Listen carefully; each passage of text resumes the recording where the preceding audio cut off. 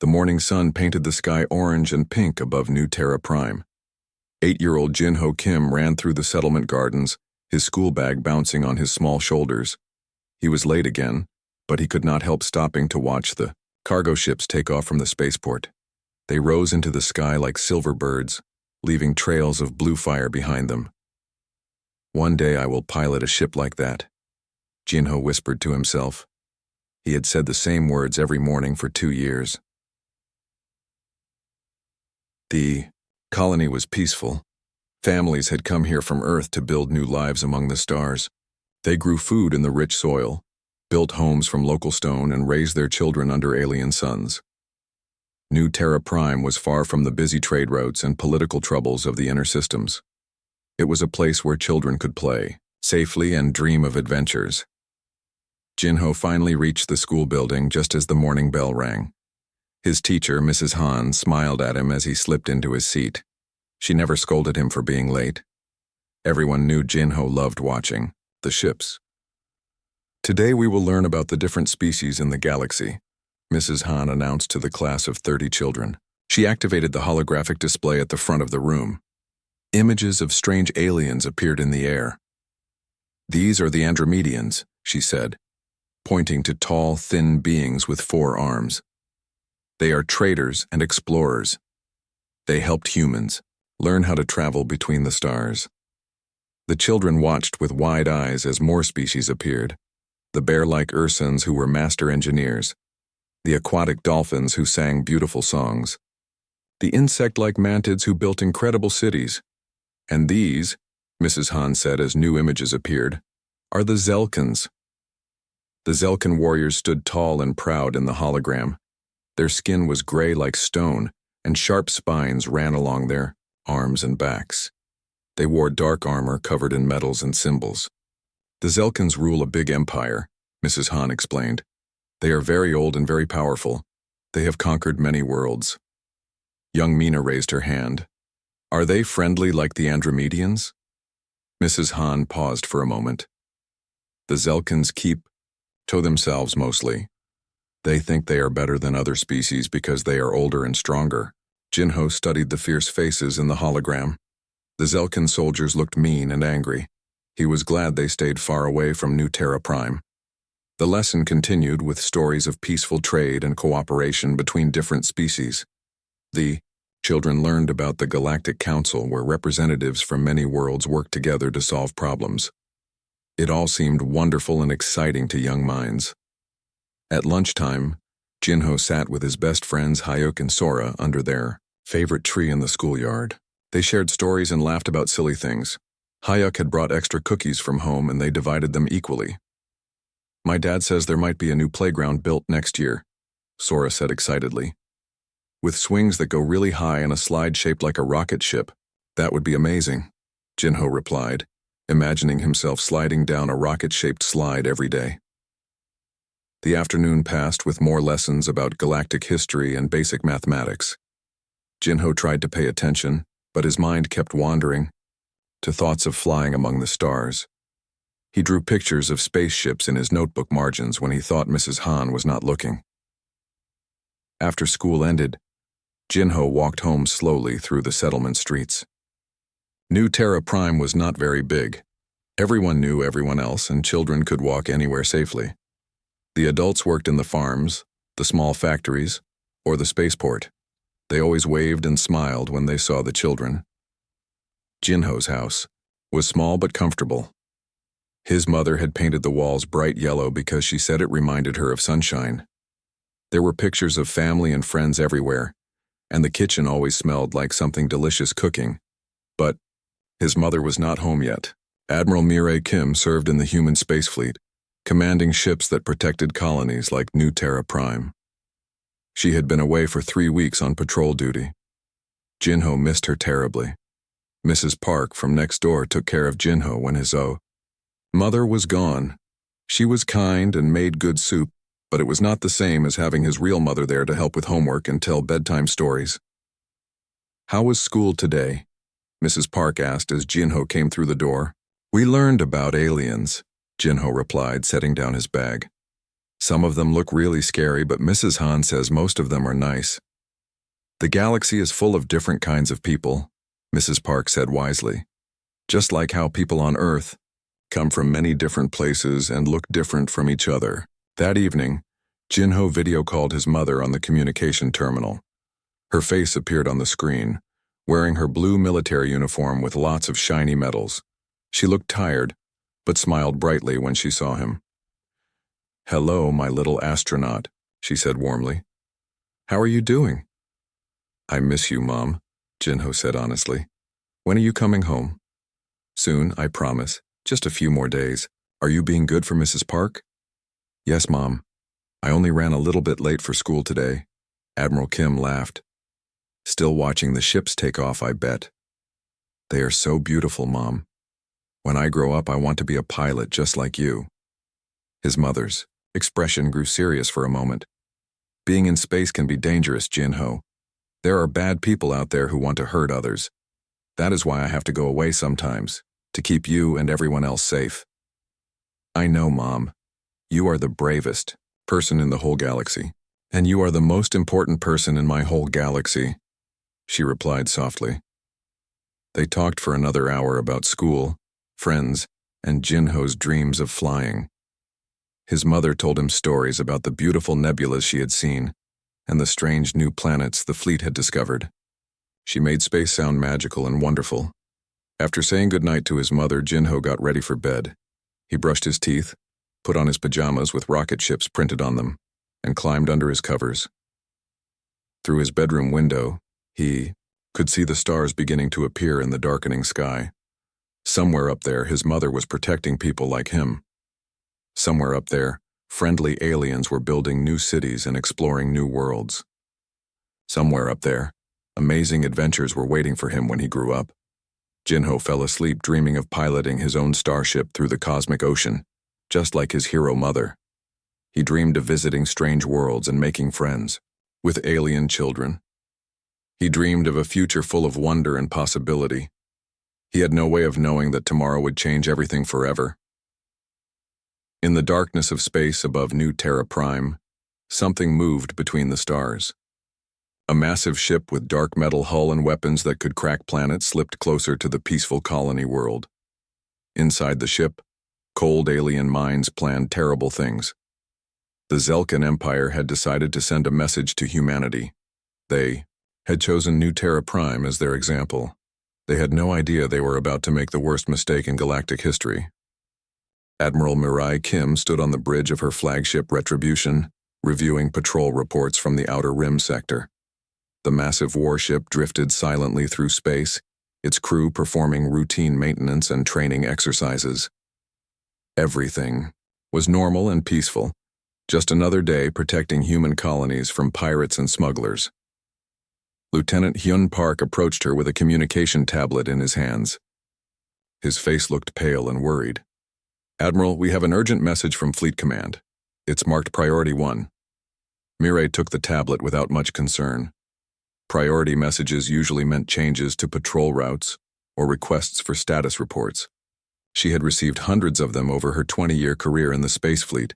The message began normally enough. Then she read the words that changed everything forever. New Terra Prime colony attacked. Zelkan Empire forces destroyed civilian targets. 44 confirmed dead, including 31 children. Casualty list attached. Mirai's hands began to shake as she scrolled down to the names. The first name on the list made her heart stop beating. Kim Jinho, age 8. Status: deceased. The tablet fell from her hands and clattered on the metal floor. Lieutenant Park moved to pick it up, but Mirai raised her hand to stop him. She stood frozen in place, staring at nothing, while her mind tried to process what she had just read. Her little boy was dead. Her Jinho, who loved watching spaceships and dreamed of flying to the stars. Her sweet child, who called her every night to say he missed her. Gone forever because alien monsters had decided to murder children to make a point. "Admiral?" "Lieutenant," Park asked softly. "Are you all right?" Mirai did not answer. She could not speak. The bridge crew began to notice something was wrong as their commanding officer stood motionless like a statue. The normal sounds of the ship working seemed to fade into silence. Finally, Mireille found her voice. "Clear the bridge," she said quietly. "Ma'am?" Lieutenant Park looked confused. "Clear the bridge now," Mireille repeated louder this time. "Everyone out, I need to be alone." The crew quickly left their stations and filed out through the doors. Lieutenant Park hesitated at the exit, looking back with concern, but Mireille waved him away. When the bridge was empty, she walked slowly to her command chair and sat down heavily. Then Admiral Mireille Kim, the Iron Phoenix who had broken enemy fleets and conquered star systems, put her face in her hands and cried like her heart was breaking, because it was. For 12 hours she remained alone on the bridge. She read the full report about the attack over and over again. The Zelkan battlecruiser Void Talon had appeared without warning above New Terra Prime. Commander Vex Thalanis had ordered the destruction of what he claimed was a military target. In reality, he had targeted the colony school during morning classes. Plasma beams from orbit had turned the school building into melted metal and ash in seconds. 44 innocent people had died, most of them children between ages 6 and 12. The Zelkans had then broadcast a message across human space, warning that primitive species must know their place or face extinction. They had murdered children to send a message. They had killed her son to prove their power. As the hours passed, Mireille's tears stopped flowing. The terrible sadness in her heart began to change into something else, something cold and sharp and deadly. She was no longer just a grieving mother. She was a weapon pointed at the heart of the Zelkan Empire. When Lieutenant Park finally returned to check on her, he found Admiral Kim sitting upright in her chair, staring at tactical displays of Zelkan space. Her eyes were dry but red, and her face looked like it had been carved from stone. "Lieutenant, send messages to Colonel Dae Choi, Captain Nara Yoon, and Commander Tae Lee. Tell them to come to my ready room immediately. We have work to do." "Yes, Admiral. What kind of work?" Mireille turned to look at him with eyes like frozen fire. "We are going to war." Within an hour, her most trusted officers had arrived aboard the Retribution. Colonel Dae Choi commanded the Ghost, Marines, the most elite soldiers in human space. Captain Nara Yoon ran military intelligence operations throughout the galaxy. Commander Tae Lee designed and tested experimental weapons that could crack planets in half. They gathered in Admiral Kim's private office behind the bridge. The room was decorated with medals, photographs, and mementos from her long career. Pictures of Jinho sat on her desk, showing him at different ages smiling and laughing. "You have all heard about New Terra Prime," Mireille began without introduction. "The Zelkan Empire has declared war on human children. They think we will accept this because they are older and stronger than us. They are wrong." Colonel Choi leaned forward in his chair. "What are your orders, Admiral?" "I want the name and location of every Zelkan involved in the attack. I want to know their chain of command, their families, their friends, their weaknesses. I want intelligence on their fleet movements, base locations, and defense systems. I want experimental weapons that can punch through their shields and armor." Captain Yoon nodded grimly. "How deep do you want us to go? Are we talking about surgical strikes or total war?" Mireille stood up and walked to the window that looked out into space. Somewhere out there, the monsters who killed her son were celebrating their victory. They thought they had scared humanity into submission. "Total war," she said simply. "I want the Zelkan Empire to burn. I want their fleets destroyed, their worlds conquered, and their leaders dead. I want every species in the galaxy to know what happens when you murder human children." Commander Lee shifted uncomfortably. "Admiral, with respect, Fleet Command will never approve an operation of that scale. The politicians will want to negotiate, maybe impose some trade sanctions." Mireille turned back to face her officers. When she spoke, her voice was calm but filled with deadly promise. "Then we do this without Fleet Command. As of right now, I am resigning my commission. This is no longer a military operation. This is personal." The three officers looked at each other in surprise. Colonel Choi was the first to speak. "If you resign, you will lose your authority to command the fleet." "I do not need authority," Mireille replied. I need volunteers. Spread the word. Throughout the fleet. Any ship, any crew member, any soldier who wants to join me in bringing justice for those children can follow me. Those who want to stay with Fleet Command can remain behind. Captain Yoon smiled grimly. You know half the fleet will follow you. Maybe more. Then we will have enough ships to do what needs to be done. Over the next 48 hours, Admiral Mireille Kim's personal war against the Zelkan Empire began to take shape. Word spread through the human fleet like wildfire. The Iron Phoenix was going after the aliens who had murdered children, and she was asking for volunteers. The response was overwhelming. Ship captains contacted the Retribution requesting permission to join the mission. Marine units volunteered for assault operations. Intelligence officers offered to share classified information about Zelkan positions. Even civilian contractors and merchant captains offered their services. Fleet Command tried to stop the mutiny, but it was too late. Admiral Kim's reputation as a brilliant strategist and fierce warrior had earned her the loyalty of thousands of military personnel. When faced with the choice between following orders and following their conscience, most chose to stand with the grieving mother. Within a week, Admiral Kim commanded a fleet of over 200 ships. They were no longer part of the official human military. They were something new and dangerous. A force driven not by politics or territory, but by righteous anger and the need for justice. As her fleet prepared for the first strike against Zelkan targets, Mireille Kim stood alone in her quarters looking at pictures of Jinho. He smiled back at her from a dozen photographs, frozen forever as the happy child who dreamed of flying among the stars.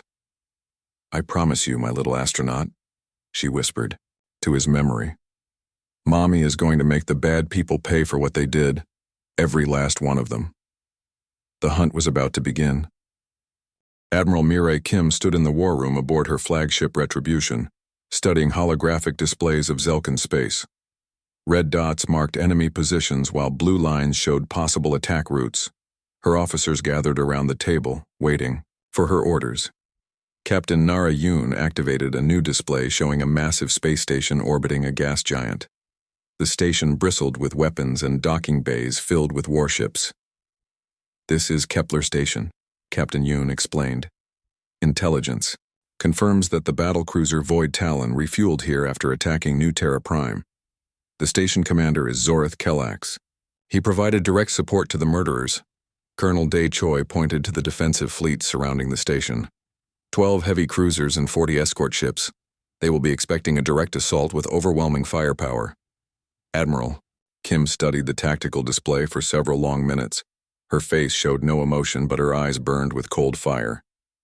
They expect us to fight like humans usually fight. Fast and loud and direct. We will not give them what they expect. She turned to Commander Tae Lee. Are your new cloaking devices ready for combat testing? Commander Lee nodded.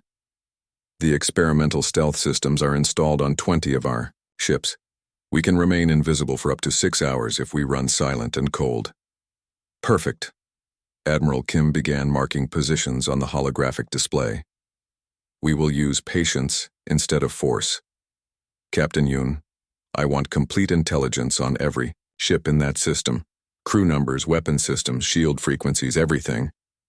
Already working on it, Admiral. My people have been monitoring their communications for 3 days. Colonel Choi, prepare your Ghost Marines for boarding operations. I want them ready to disable enemy ships from the inside. The big Marine officer smiled grimly. My boys are eager for payback, Admiral. Just point us at the targets. Admiral Kim's fleet approached the Kepler system slowly and carefully. The cloaked ships moved into position over several days, drifting like shadows between the asteroids and moons. The Zelkan defenders had no idea death was creeping closer with every hour. Zorith Kelax commanded Kepler Station from his armored control center deep inside the massive structure. He was an old warrior with scars covering his gray skin and medals from a dozen campaigns pinned to his dark uniform. He had fought the Andromedan rebels and crushed pirate fleets across 3 sectors. He was not worried about human revenge. Humans were young and emotional creatures who attacked with more courage than intelligence. When they came for the station, his superior firepower would destroy them easily. His aide, Subcommander Vorth, approached with a communication tablet. Sir, long-range sensors are picking up some unusual readings near the outer system. Might be human ships trying to scout our defenses. Kellax waved dismissively. Let them look. When they see our fleet, they will either run away or die trying to avenge their dead children. Either way, they pose no real threat. But the readings were not scout ships. They were Admiral Kim's cloaked vessels settling into attack positions like invisible hunters surrounding their prey. For 3 days, the human fleet remained hidden while gathering intelligence and waiting for the perfect moment.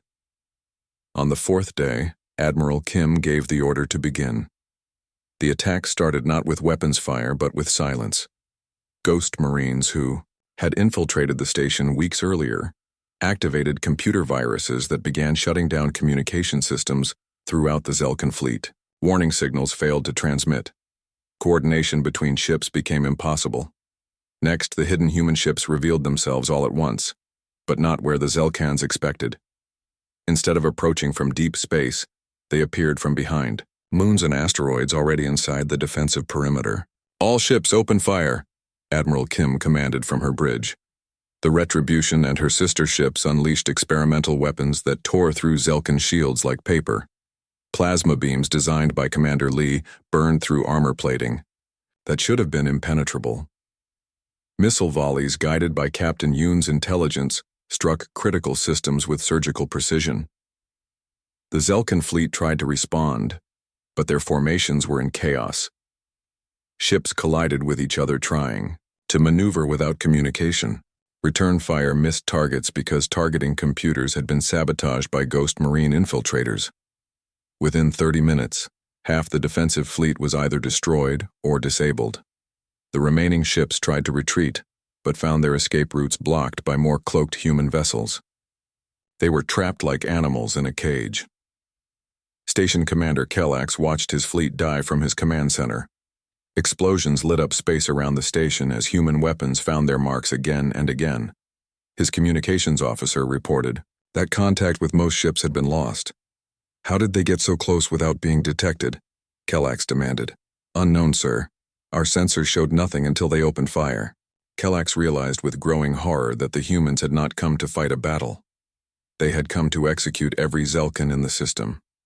This was not war. This was extermination. His thoughts were interrupted by alarms throughout the station. Sir, we have multiple hull breaches. Human Marines are boarding us.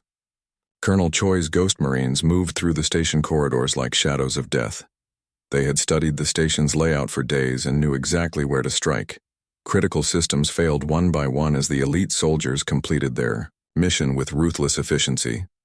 The Zelkan defenders fought bravely, but they were outnumbered and outmatched.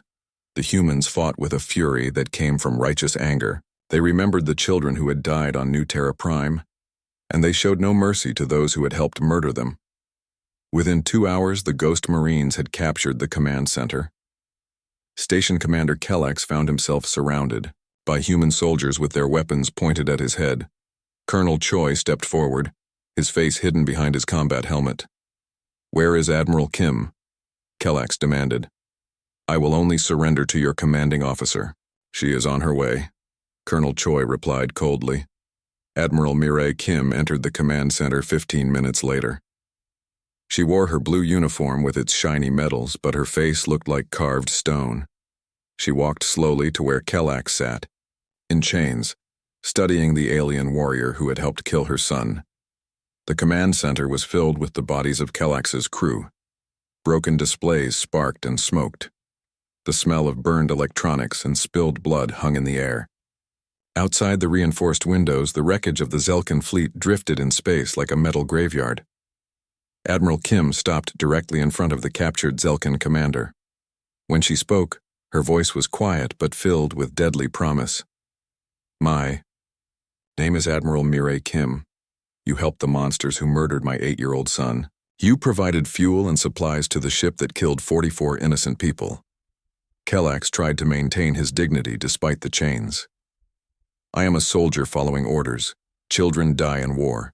It is regrettable but necessary. Admiral Kim's eyes grew even colder. Children die in war, but war has rules. You targeted a school. You murdered babies to send a message. She gestured to Colonel Choi, who stepped forward with a datapad. I want only one thing from you, Commander Kellax. Tell me where to find Commander Vex Thalanis and the battlecruiser Void Talon. I will tell you nothing, human. Admiral Kim nodded as if she had expected this answer. She turned to Colonel Choi. Colonel, please show Commander Kellax what happens to his ships. Through the command center windows, Kellax watched as human vessels systematically destroyed every piece of Zelkan wreckage. Ships that might have been salvaged were blown apart. Escape pods that might have contained survivors were vaporized. Nothing was left alive. This is what I do to people who help child killers, Admiral Kim said calmly. I erase them completely.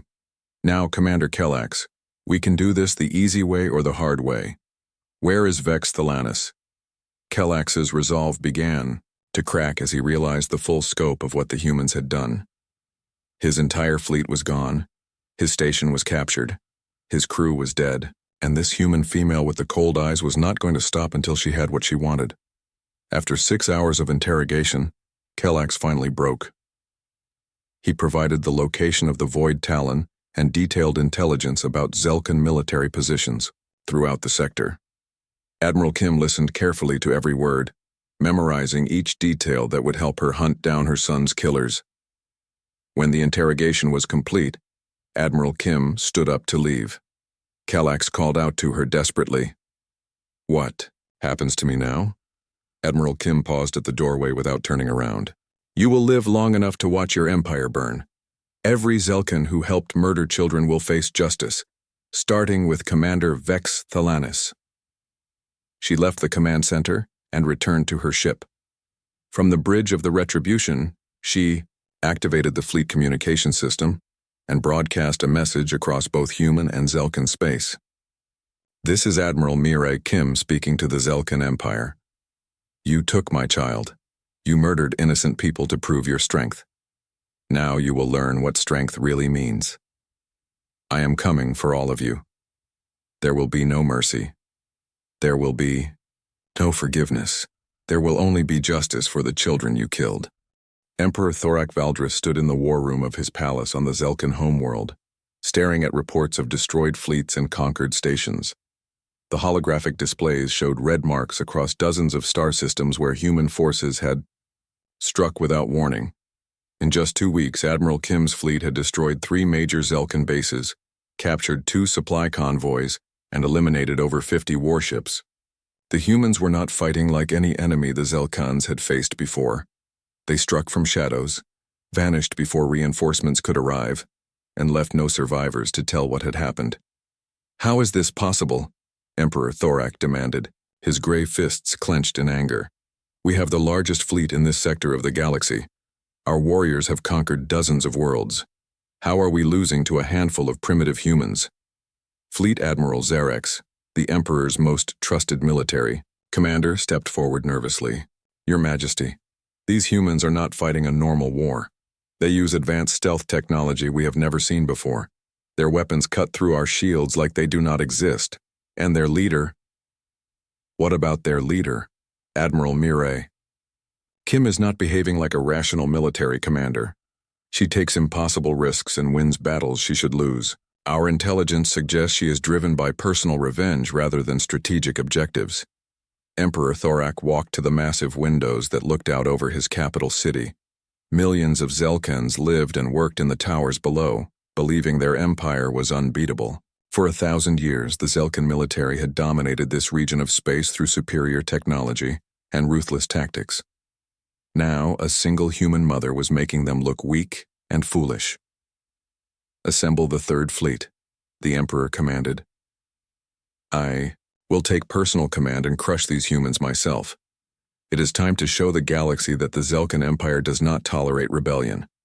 Fleet Admiral Zarex bowed deeply. Yes, Your Majesty. The Third Fleet consists of 12 dreadnoughts and 200 support vessels. Surely that will be enough to destroy one human fleet. It had better be. If we fail to stop this human admiral, other species will think they can challenge us too. The Empire cannot appear weak. 3 days later, the largest Zelkan battle fleet in 50 years departed from the homeworld. Emperor Thorak commanded from his flagship Eternal Glory, a massive dreadnought bristling with enough weapons to destroy entire planets.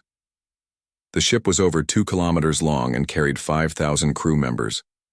The Third Fleet moved through hyperspace toward the Kepler Junction, a strategic location that controlled access to 30 different star systems. Intelligence reports suggested the human fleet was heading there next. It would be the perfect place for a final battle. Admiral Mirai Kim received word of the approaching Zelkan fleet while her ships conducted repairs near a small asteroid field. Captain Nara Yoon brought her the intelligence report with a worried expression. Admiral, long-range sensors confirm 12 Zelkan dreadnoughts approaching the Kepler Junction. This is 3 times larger than any fleet we have faced so far. Admiral Kim studied the tactical data carefully. The Zelkan Third Fleet was indeed massive and well-armed. In a direct confrontation, her 200 ships would be outnumbered and outgunned. But she had not survived 20 years of space combat by fighting fair battles. Colonel Choi, how many Ghost Marines do we have ready for operations? 800 of my best soldiers, Admiral. They are eager for another fight. Commander Lee, how many experimental weapons do we have in storage? Enough to equip every ship in the fleet, plus some special surprises I have been saving for an important battle. Admiral Kim nodded slowly. Captain Yoon, I need detailed intelligence on the enemy flagship. Emperor Thorak himself is commanding this fleet, which means his ship will have the best shields and weapons they possess. Already working on it, Admiral. My sources suggest the Eternal Glory has experimental armor and defensive systems we have not encountered before. Then we will have to be creative. The 2 fleets met at the Kepler Junction, exactly as Admiral Kim had predicted. The Zelkan Third Fleet emerged from hyperspace in perfect formation, their massive dreadnoughts arranged in a battle line that stretched across thousands of kilometers. Emperor Thorak's flagship took position at the center, surrounded by layers of protective escort ships. Admiral Kim's human fleet appeared much smaller in comparison, but they had positioned themselves carefully among the asteroids and debris that filled the junction. The humans used the rocky cover to hide their true numbers and confuse enemy targeting systems. Emperor Thorak opened communications from his flagship, his harsh voice echoing across both fleets. Human Admiral, I am Emperor Thorak Valdris, ruler of the Zelkan Empire. You have caused enough trouble. Surrender now and I will grant your people quick deaths. Admiral Kim's reply was broadcast to every ship in both fleets. I am Admiral Mirai Kim, mother of Jinho Kim, age 8, murdered by your cowardly warriors. There will be no surrender. There will be no mercy. There will be only justice. Then you will die like the primitive creature you are. Emperor Thorak gave the order to attack, and the space around Kepler Junction exploded into violence. Zelkan dreadnoughts fired massive energy beams that could cut smaller ships in half. Human vessels darted between asteroids using hit-and-run tactics while their experimental weapons searched for weak points in enemy defenses. The battle raged for hours. Admiral Kim proved her reputation as a tactical genius by using the asteroid field to break up the Zelkan formations. When enemy ships tried to pursue human vessels into the rocks, they found themselves separated from their support and vulnerable to concentrated attacks. Commander Lee's experimental weapons proved devastatingly effective. Plasma torpedoes designed to overload shield generators left Zelkan ships defenseless. Quantum mines hidden among the asteroids detonated when enemy vessels passed too close, causing massive internal damage. But the Zelkans were not helpless. Their superior numbers began to tell as more human ships were destroyed or damaged. Colonel Choi's Marines boarded several enemy vessels but faced fierce resistance from Zelkan warriors, who fought to the death rather than surrender. The turning point came when Admiral Kim made a decision that shocked both fleets. Instead of continuing the long-range battle, she ordered the Retribution to charge directly toward Emperor Thorak's flagship. Her ship was outnumbered 12-1, facing the most powerful warships in the Zelkan fleet. Admiral, this is suicide. Lieutenant Hyun Park warned from his station. The Eternal Glory will destroy us before we get within weapons range. Trust me, Lieutenant. I have one more surprise for our Zelkan friends. As the Retribution accelerated toward the enemy flagship, Admiral Kim activated a secret weapon that Commander Lee had been developing in complete secrecy. The human ship suddenly split apart into dozens of smaller vessels, each one carrying massive explosive charges.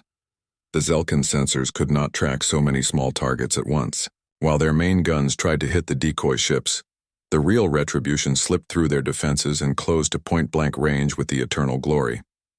Admiral Kim and Emperor Thorak faced each other across a few hundred meters of empty space, their flagship so close that crew members could see each other through the reinforced windows. The human admiral opened communications one final time. "This is for my son, you monster."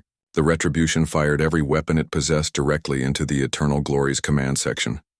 Experimental plasma beams cut through the dreadnought's armor like hot knives through butter.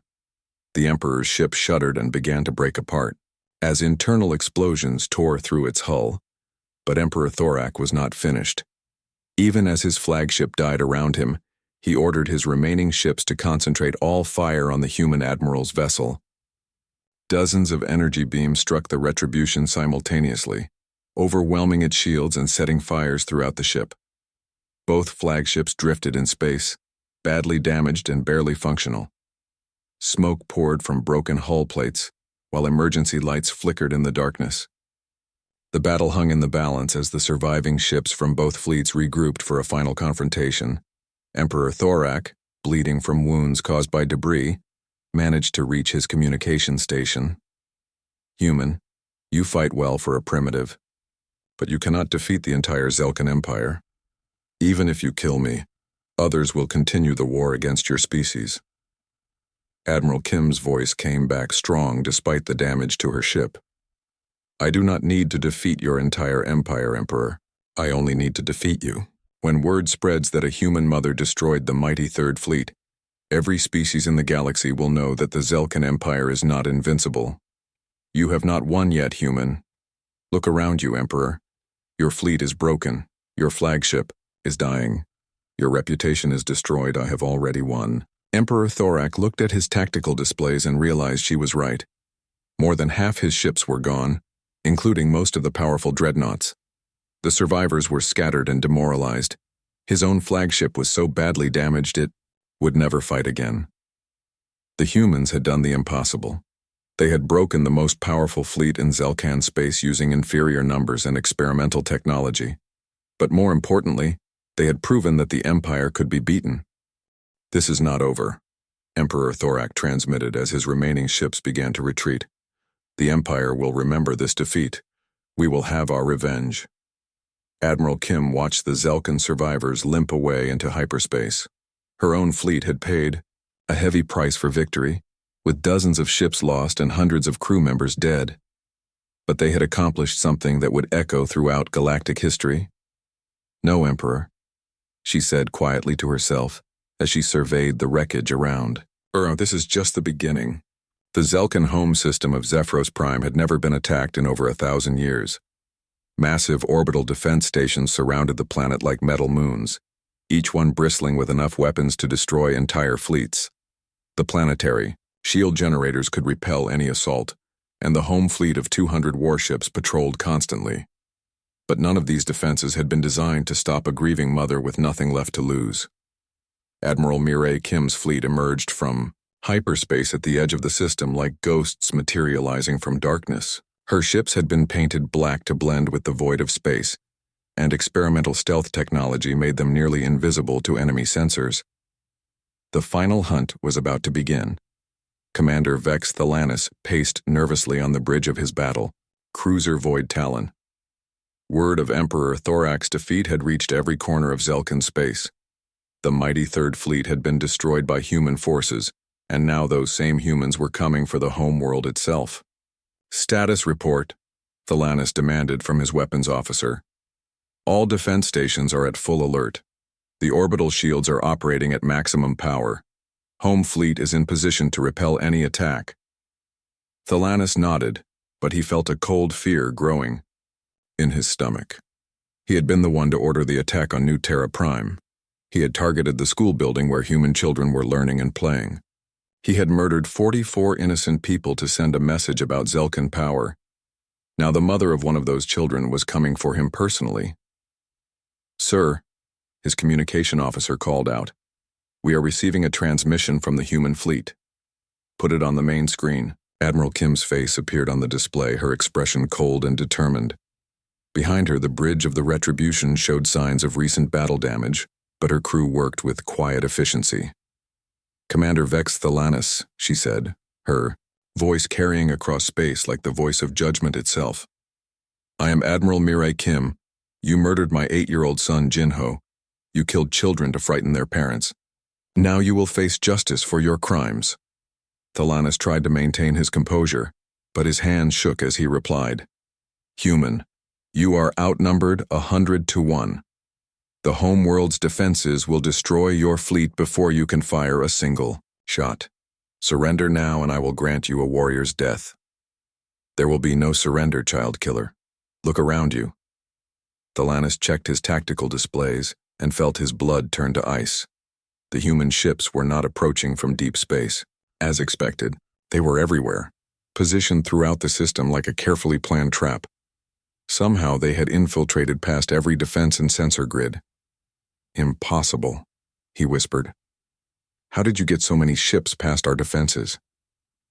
"The same way. I have been beating you for months, Commander. You think like conquerors. I think like a mother protecting her children." Admiral Kim's fleet began their final assault with methodical precision. They did not attack the orbital stations directly. Instead, they targeted the power generators that fed the planetary shields. Ghost Marines who had infiltrated the stations weeks earlier activated sabotage devices that shut down critical systems. One by one, the massive defense platforms went dark as their power failed. The supposedly impregnable shields that protected Zephyrus Prime flickered and collapsed. The homeworld of the Zelkan Empire lay naked and defenseless before the human fleet. The Zelkan home fleet tried to respond, but found themselves fighting an enemy that seemed to be everywhere at once. Human ships appeared from behind moons and asteroid clusters, attacking from directions that should have been impossible. Experimental weapons tore through Zelkan armor, while cloaking devices made targeting nearly impossible. Captain Nara Yoon coordinated the intelligence operation that had made this victory possible. For weeks, her agents had mapped every defense system, identified every weakness, and prepared detailed plans for dismantling the entire network. The Zelkans had built their defenses to stop conventional attacks, not surgical strikes by invisible enemies. Colonel Day Choi's Marines spearheaded boarding operations against the most important enemy ships. His soldiers fought with desperate courage, knowing they were striking the final blow against the monsters who had murdered children. Every Zelkan warrior they defeated was another step toward justice for the innocents who had died. Commander Tae Lee's experimental weapons proved devastatingly effective against the home fleet. Quantum torpedoes that could phase through shields struck directly at ship hulls. Plasma charges designed to overload enemy systems left Zelkan vessels dead in space. But the real battle was between two flagships and two commanders who each represented everything the other side hated. The Void. Talon and the Retribution faced each other above the burning ruins of the orbital defense grid. Commander Thalanis had gathered his remaining ships around his battlecruiser for a final stand. Admiral Kim approached slowly, her damaged flagship still bearing scars from the battle with Emperor Thorak. "This ends here, Thalanis," Admiral Kim transmitted as the two ships closed to weapons range. "You took my child from me. Now I take everything from you. Your son died because humans need to learn their place in the galaxy," Thalanis replied, his fear making him cruel and desperate. "Children die in war. It cannot be helped. Children die when monsters like you target schools instead of military bases. That was not war, Commander. That was murder." The final battle began with both ships firing every weapon they possessed. The Void Talon was larger and more heavily armed, but the Retribution had been upgraded with every experimental system Commander Lee could design. The two vessels traded devastating blows that lit up the darkness of space. Thalanis fought with the skill and experience of a career military officer. His ship's weapons were perfectly maintained, and his crew followed orders with disciplined precision.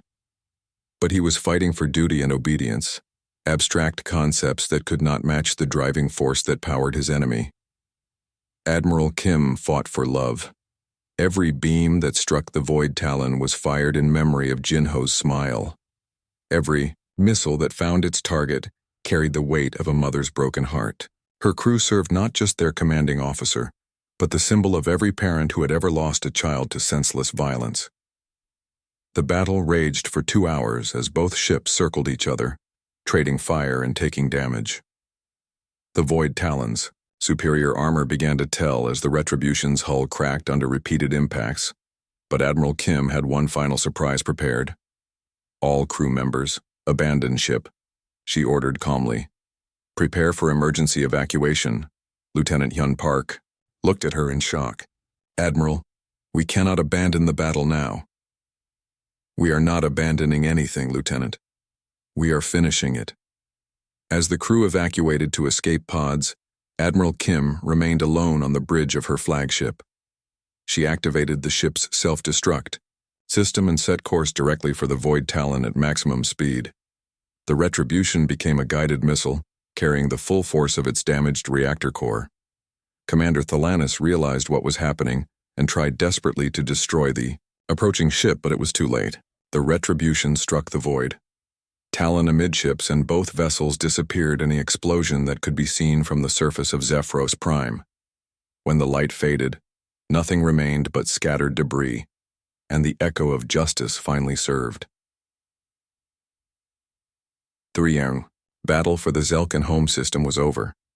The defense fleet was destroyed, the orbital stations were captured, and the planet itself lay defenseless.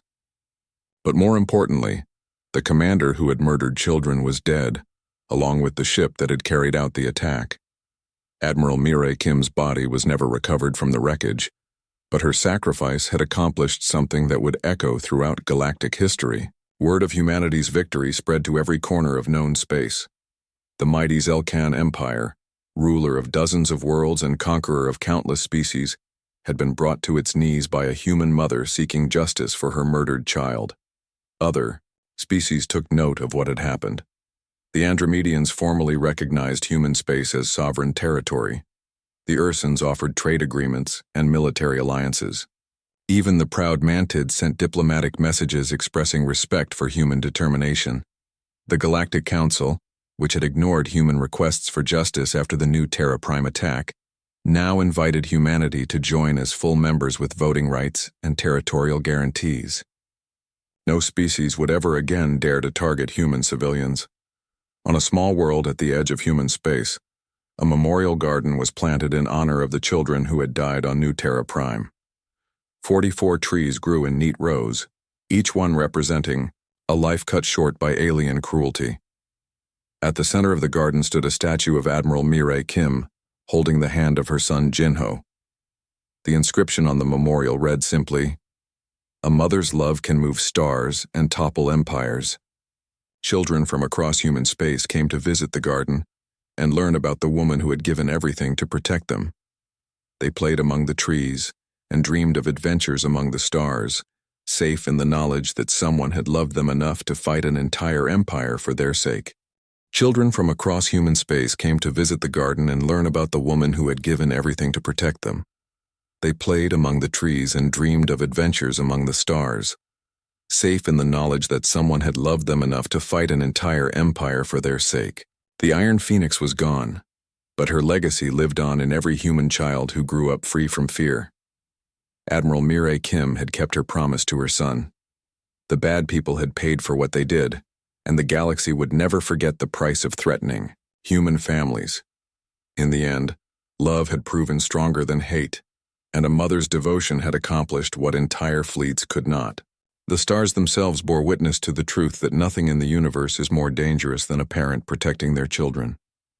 Justice had been served, the Phoenix had risen, and humanity had taken its place among the great powers of the galaxy, feared and respected by all who heard the story of Admiral Mirai Kim and her son Jinho, who dreamed of flying to the stars.